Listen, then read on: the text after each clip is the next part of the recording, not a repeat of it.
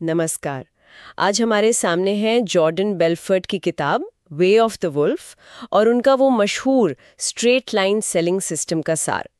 नाम सुनते ही खासकर वुल्फ ऑफ वॉल स्ट्रीट के कनेक्शन से एक उत्सुकता तो होती है कि आखिर ये बेचने का या अपनी बात मनवाने का इनका तरीका क्या है। तो आज हम इसी में थोड़ी गहराई से उतरेंगे। हमारा मकसद है इस सिस्टम के पीछे के जो मुख्य विचार हैं उनको समझना और ये देखना कि बेलफोर्ट के मुताबिक सेल्स में कामयाबी कैसे मिलती है और क्या ये तरीके सिर्फ सेल्स तक ही सीमित है या इनका दायरा शायद और भी बड़ा है। चलिए देखते हैं ये स्ट्रेट लाइन आखिर है क्या चीज। बिल्कुल। और जैसा आपने कहा, ये उत्सुकता जगाने वाला विषय तो है ही। स्ट्रेट लाइन सिस्टम नाम से लगता बड़ा सीधा साधा होगा, है ना? पर इसकी परतों में झांकें तो पर्सुएशन और इंसानी मनोविज्ञान की कई दिलचस्प बातें सामने आती हैं। बेलफोर्ट का जो दावा है वो ये कि किसी भी बिक्री की प्रक्रिया को आप समझिए एक सीधी रेखा की तरह दिखना चाहिए। सीधी रेखा, हाँ। ये रेखा शुरू होती है ग्राहक की जो शुरुआती दिलचस्पी है वहां से और खत्म होती है सेल के पक्का होने पर, मतलब क्लोजिंग पर। बिल्कुल। सुनने में तो ये एक रास्ता तय करने जैसा लगता है। तो इसमें सेल्स पर्सन का रोल क्या है? बस रास्ता दिखाना? रास्ता दिखाने से कहीं ज्यादा सेल्स पर्सन का काम है ग्राहक को उस सीधी रेखा पर बनाए रखना। देखिए, असल दुनिया में बातचीत सीधी रेखा में तो चलती नहीं है, वो अक्सर भटकती है ना? ग्राहक सवाल पूछते हैं, अपनी बातें करते हैं, कभी कभी तो विषय से पूरी तरह हट ही जाते हैं। तो स्ट्रेट लाइन का मतलब है कि हर बातचीत, हर सवाल का जवाब, हर एक्शन वो ग्राहक को क्लोजिंग के और करीब ले जाए। और जो बातचीत इस लक्ष्य से भटकाए उसे पहचान कर वापस, मतलब ट्रैक पर लाना ही कला है। अच्छा, ये दिलचस्प है। मतलब फिजूल की बातों या वो ऐसी चर्चाओं से बचना जो सीधे सीधे बिक्री के लक्ष्य की तरफ न ले जा रही हों। लेकिन क्या इससे बातचीत थोड़ी रोबोटिक या शायद दबाव वाली नहीं लगेगी? ग्राहक को ऐसा लग सकता है कि भाई आप तो सिर्फ अपना एजेंडा चला रहे हैं। हाँ, ये एक बहुत वाजिब चिंता है और यहीं पर आप देखिए सिस्टम की बारीकियां सामने आती हैं। बेलफोर्ट सिर्फ क्या कहना है इस पर ही जोर नहीं देते, बल्कि कैसे कहना है इस पर शायद उससे भी ज्यादा जोर है। यहीं पर टोनैलिटी, मतलब आवाज का लहजा, और बॉडी लैंग्वेज, अगर आप आमने सामने बात कर रहे हैं, उसका महत्व आता है। आपकी बातचीत नियंत्रित जरूर हो, पर वो स्वाभाविक लगनी चाहिए, भरोसेमंद लगनी चाहिए। दबाव बनाने और दिशा देने में एक बहुत महीन फर्क है। सही कहा आपने। सही कहा।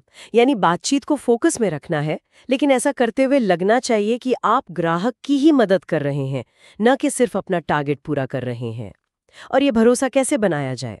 स्रोत सामग्री में उन 3 खास चीजों का जिक्र है जिन पर ग्राहक का यकीन जीतना बहुत जरूरी बताया गया है। जी हाँ, ये स्ट्रेट लाइन की बिल्कुल नींव है। बेलफोर्ड इसे 3 टेंस कहते हैं, मतलब 3 चीजों पर ग्राहक को 10 में से 10 नंबर का भरोसा होना चाहिए।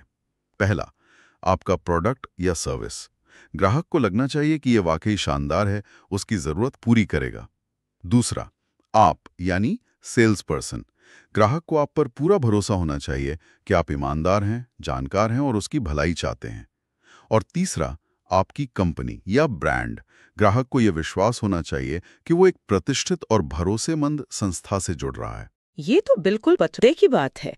अगर प्रोडक्ट बेहतरीन है, कंपनी भी नामी है, लेकिन सेल्स पर्सन चालाक या अविश्वसनीय लगे तो सौदा खटाई में पड़ सकता है। बिल्कुल। या फिर सेल्स पर्सन बहुत अच्छा है, प्रोडक्ट भी ठीक लगता है, पर कंपनी की मार्केट में इज्जत नहीं, तो भी ग्राहक हिचकेगा। हाँ। तो ये तीनों एक साथ मजबूत होने चाहिए। बिल्कुल बिल्कुल। बेलफोर्ट का तर्क ही यही है कि जब इन तीनों पर ग्राहक का विश्वास एक निश्चित स्तर, जिसे वो थ्रेशोल्ड ऑफ सर्टेनिटी कहते हैं, मतलब निश्चितता की दहलीज, उसे पार कर जाता है, तो बिक्री लगभग तय हो जाती है। अगर सेल नहीं हो रही है तो इसका सीधा मतलब है कि इन 3 में से किसी एक या शायद ज्यादा पर ग्राहक का विश्वास अभी उस लेवल तक नहीं पहुंचा है। फिर आपका काम उस कमी को पहचानना है और उसे दूर करना है। तो ये हुआ विश्वास बनाने का एक फ्रेमवर्क। लेकिन ग्राहक के विश्वास का स्तर कहाँ कम है, ये पता कैसे चलेगा? यहीं पर शायद सवाल पूछने की भूमिका आती है। स्रोत में इंटेलिजेंट सवाल पूछने पर काफी जोर दिया गया है। हाँ, और ये इंटेलिजेंट शब्द यहाँ बहुत महत्वपूर्ण है। ये सिर्फ जानकारी इकट्ठा करने वाले सवाल नहीं है, जैसे आपका बजट कितना है। नहीं, ये वो सवाल हैं जो ग्राहक की गहरी जरूरतों, उसकी समस्याओं, जिन्हें बेलफोर्ट पेन पॉइंट्स कहते हैं, उसकी महत्वाकांक्षाओं और शायद उसके डर को भी सामने लाते हैं।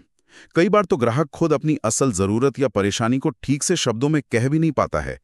इंटेलिजेंट सवाल पूछकर आप न सिर्फ जानकारी पाते हैं, बल्कि आप ग्राहक को भी उसकी स्थिति ज्यादा स्पष्ट रूप से समझने में मदद करते हैं। अच्छा, मतलब सवाल ऐसे हों जो ग्राहक को सोचने पर मजबूर करें और उसकी अपनी अंदरूनी प्रेरणाओं को उजागर करें। जैसे ये पूछने के बजाय कि क्या आप एक्स चाहते हैं, ये पूछना कि आपके लिए इस स्थिति में सबसे बड़ी चुनौती क्या है, या अगर ये समस्या हल हो जाए तो आपके लिए क्या बदलेगा। इस तरह के सवाल। एकदम सही। इसी प्रक्रिया को वो इंटेलिजेंस गैदरिंग करते हैं। इसका मकसद है ग्राहक के क्यों को समझना। वो ये प्रोडक्ट या सर्विस क्यों खरीदना चाहेगा, उसकी असली दुखती रग क्या है। ये जानने के बाद ही आप अपनी बात को उसके लिए प्रासंगिक बना सकते हैं, रेलेवेंट बना सकते हैं। हाँ, बिना ये समझे आप सिर्फ हवा में तीर चला रहे होंगे। और जब आप ग्राहक की असल ज़रूरत या पेन पॉइंट समझ जाते हैं, तब शायद लॉजिक और इमोशन का खेल शुरू होता है। अक्सर कहा जाता है कि लोग खरीदते इमोशन से हैं, पर उसे सही ठहराते लॉजिक से हैं। क्या स्ट्रेट लाइन सिस्टम भी इसी सिद्धांत पर काम करता है? हाँ, बिल्कुल। ये सेल्स साइकोलॉजी का एक बहुत जाना माना पहलू है और स्ट्रेट लाइन इसे बखूबी इस्तेमाल करता है। ग्राहक को सिर्फ ये जानना काफ़ी नहीं होता कि प्रोडक्ट में क्या-क्या फीचर्स हैं, ये तो लॉजिक हुआ। उसे ये महसूस करना ज़रूरी है कि वो फीचर्स उसकी ज़िंदगी को कैसे बेहतर बनाएंगे, उसकी समस्या को कैसे दूर करेंगे या उसे कैसा महसूस कराएंगे। ये इमोशन हुआ। तो इसका मतलब है कि पहले एक भावनात्मक कनेक्शन बनाना, ग्राहक की उम्मीदों या तकलीफों को छूना, और फिर तार्किक कारण देना कि आपका प्रोडक्ट या सर्विस ही क्यों सबसे अच्छा समाधान है। बिल्कुल। मान लीजिए आप एक सुरक्षा प्रणाली बेच रहे हैं। सिर्फ ये बताना कि इसमें मान लीजिए 4 कैमरे हैं और मोशन सेंसर हैं, ये लॉजिक है। लेकिन ये बताना कि कैसे ये सिस्टम उसके परिवार को सुरक्षित महसूस कराएगा, उसे रात में सुकून की नींद देगा जब वो शहर से बाहर होगा, ये इमोशन है। स्ट्रेट लाइन सिस्टम दोनों का संतुलन साधने पर जोर देता है। आप ग्राहक की भावनात्मक जरूरत को पहचानते हैं और फिर तार्किक रूप से दिखाते हैं कि आपका समाधान उसे कैसे पूरा करता है। ये सुनने में तो बहुत प्रभावी लगता है, लेकिन अक्सर ग्राहक सब कुछ समझने के बाद भी आपत्तियां उठाते हैं, जैसे ये महंगा है या मुझे सोचना पड़ेगा, अभी जरूरत नहीं है। तो स्ट्रेट लाइन इन्हें कैसे हैंडल करता है? क्या इन्हें बस बातचीत का अंत मान लिया जाता है? नहीं, बिल्कुल नहीं। स्ट्रेट लाइन सिस्टम में आपत्तियों को अंत नहीं बल्कि एक अवसर माना जाता है। आपत्ति का मतलब है कि ग्राहक अभी भी पूरी तरह कन्विंस नहीं हुआ है, मतलब उसकी थ्रेशोल्ड ऑफ सर्टेनिटी अभी पूरी नहीं हुई है। शायद प्रोडक्ट को लेकर या सेल्स पर्सन को लेकर या कंपनी को लेकर, या फिर हो सकता है उसकी कोई छिपी हुई चिंता हो जैसे वो सीधे तौर पर कह नहीं पा रहा। तो आपत्ति को सीधे खारिज करने के बजाय उसे समझना और फिर संबोधित करना जरूरी है। स्रोत में स्क्रिप्ट और NLP यानी न्यूरो लिंग्विस्टिक प्रोग्रामिंग का भी जिक्र है। इसका क्या मतलब है यहाँ पर? हाँ, स्क्रिप्ट का मतलब है आम आपत्तियों के लिए पहले से सोचे समझे प्रभावी जवाब तैयार रखना। लेकिन ये रटे रटे जवाब नहीं होने चाहिए। ये एक ढांचा होना चाहिए जिसे आप स्थिति के अनुसार ढाल सकें। और NLP वो यहाँ भाषा के सूक्ष्म प्रयोग की बात करता है। कैसे आपके शब्दों, वाक्यों की संरचना और बातचीत के पैटर्न से ग्राहक की सोच और भावना को प्रभावित किया जा सकता है। उदाहरण के लिए एक तकनीक है लूपिंग। जब ग्राहक आपत्ति उठाए तो आप उसे सीधे काटने के बजाय पहले सहानुभूति दिखाते हैं। मैं समझता हूं आप ऐसा क्यों सोच रहे हैं। फिर उसे संबोधित करते हैं और बातचीत को वापस स्ट्रेट लाइन पर ले आते हैं, फिर से विश्वास बनाने की प्रक्रिया पर। यह बातचीत को आगे बढ़ाता है, उसे रुकने नहीं देता। अच्छा, ये तो काफी एडवांस तकनीक लगती है। मतलब आपत्ति को एक रोड ब्लॉक न मानकर एक मोड़ की तरह इस्तेमाल करना जो वापस मुख्य रास्ते पर ले आए। और इस पूरी प्रक्रिया में आवाज के उतार चढ़ाव, मतलब टोनैलिटी का कितना महत्व है? स्रोत इसे बार बार रेखांकित करता है। बेलफोर्ड के अनुसार टोनैलिटी शायद सबसे शक्तिशाली उपकरणों में से एक है, सबसे ज्यादा जरूरी। उनका मानना है कि आप क्या कहते हैं उससे कहीं ज्यादा महत्वपूर्ण है कि आप उसे कैसे कहते हैं। आपकी आवाज का लहजा, उसकी पिच, उसकी गति, वॉल्यूम, कहाँ आप रुकते हैं, ये सब मिलकर अवचेतन स्तर पर संदेश भेजते हैं, है ना? ये तुरंत बता सकता है कि आप कितने आश्वस्त हैं, कितने उत्साही हैं, कितने भरोसेमंद हैं, या फिर कितने जरूरतमंद या डेस्परेट लग रहे हैं। हाँ, ये बात तो रोजमर्रा की बातचीत में भी महसूस होती है। एक ही वाक्य अगर सपाट तरीके से कहा जाए तो उसका असर अलग होता है, और अगर उसी को जोश या यकीन के साथ कहा जाए तो बिल्कुल अलग असर पड़ता है। बिल्कुल। और स्ट्रेट लाइन में इसे बाकायदा सिखाया जाता है। अलग अलग मौकों के लिए अलग अलग टोन्स होती हैं। जैसे शुरुआत में एक उत्साह और अधिकार वाली टोन, ग्राहक की जरूरत समझते समय एक गहरी दिलचस्पी और सहानुभूति वाली टोन, समाधान बताते समय पूर्ण निश्चितता वाली टोन, और क्लोजिंग के समय एक शांत आत्मविश्वास वाली टोन। सही टोन का इस्तेमाल ग्राहक के भावनात्मक रिस्पॉन्स को गाइड कर सकता है और विश्वास बनाने की प्रक्रिया को तेज कर सकता है, और गलत टोन अच्छी खासी बात को भी बिगाड़ सकती है। वाह, ये तो वाकई काफी विस्तृत सिस्टम है। स्ट्रेट लाइन पर फोकस रखना, वो तीनों स्तरों पर विश्वास बनाना, इंटेलिजेंट सवाल पूछना, लॉजिक और इमोशन का संतुलन, आपत्तियों को चतुराई से संभालना और फिर हर कदम पर सही टोनैलिटी का इस्तेमाल, ये सब मिलकर वाकई एक मजबूत ढांचा बनाते हैं। हाँ, और ये ढांचा सिर्फ सेल्स प्रोफेशनल्स के लिए ही नहीं है। जैसा कि स्रोत सामग्री का एक मुख्य संदेश है, बेलफोर्ड का मानना है, इसका क्या मतलब हुआ कि हम सब कुछ ना कुछ बेच रहे हैं, भले ही वो कोई प्रोडक्ट ना हो। बिल्कुल। सोचिए, एक जॉब इंटरव्यू में आप क्या कर रहे हैं? आप खुद को बेच रहे हैं।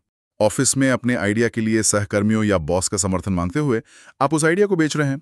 किसी बहस में अपना नजरिया रखते हुए आप उसे बेच रहे हैं। दोस्तों को कहीं घूमने जाने के लिए मनाते हुए भी आप उस प्लान को बेच रहे हैं। जीवन के लगभग हर मोड़ पर हमें दूसरों को अपनी बात मनवाने, किसी चीज के लिए राजी करने या प्रभावित करने की जरूरत पड़ती ही है। हाँ, ये बात तो सोचने वाली है। प्रभावी संवाद और परसुएशन की कला तो वाकई जिंदगी में हर जगह काम आती है। तो क्या बेलफोर्ड का सिस्टम इन सभी स्थितियों में लागू हो सकता है? देखिए, सिद्धांत रूप में हाँ, क्योंकि ये मूल रूप से विश्वास बनाना, जरूरत समझना और प्रभावी ढंग से अपनी बात रखने के बारे में है। बेशक संदर्भ के हिसाब से तरीकों को ढालना होगा। आप अपने दोस्त से उसी टोन में बात नहीं करेंगे जैसे किसी क्लाइंट से, लेकिन जो मूल सिद्धांत हैं, स्पष्टता, विश्वास, जरूरत को समझना, लॉजिक और इमोशन का संतुलन, ये सब प्रासंगिक रहते हैं। लेकिन इसमें महारत हासिल करना आसान नहीं लगता। इसके लिए तो शायद लगातार अभ्यास और अनुशासन चाहिए होगा। निश्चित रूप से। ये कोई जादू की छड़ी नहीं है कि घुमाई और काम हो गया। ये एक स्किल है जिसे सीखना पड़ता है, अभ्यास करना पड़ता है, और जिसमें समय के साथ ही सुधार आता है। स्क्रिप्ट्स को याद करना एक बात है, लेकिन उन्हें स्वाभाविक रूप से इस्तेमाल करना, टोनैलिटी पर नियंत्रण पाना और ग्राहक की प्रतिक्रियाओं को रियल टाइम में समझकर अपनी रणनीति बदलना, इसमें मेहनत और अनुभव लगता है। तो अध्ययन इस पूरी बातचीत को समेटें तो जॉर्डन बेलफोर्ट का स्ट्रेट लाइन सिस्टम सेल्स को एक लक्ष्य केंद्रित प्रक्रिया के रूप में देखता है। इसका आधार है ग्राहक का प्रोडक्ट, सेल्स पर्सन और कंपनी पर एक अटूट विश्वास बनाना। इसके तरीके हैं इंटेलिजेंट सवाल पूछकर असल ज़रूरतें समझना, लॉजिक और इमोशन को संतुलित करना, आपत्तियों को बातचीत आगे बढ़ाने के अवसर की तरह देखना, और शायद सबसे बढ़कर आवाज़ के लहजे यानी टोनैलिटी का सोच समझकर इस्तेमाल करना।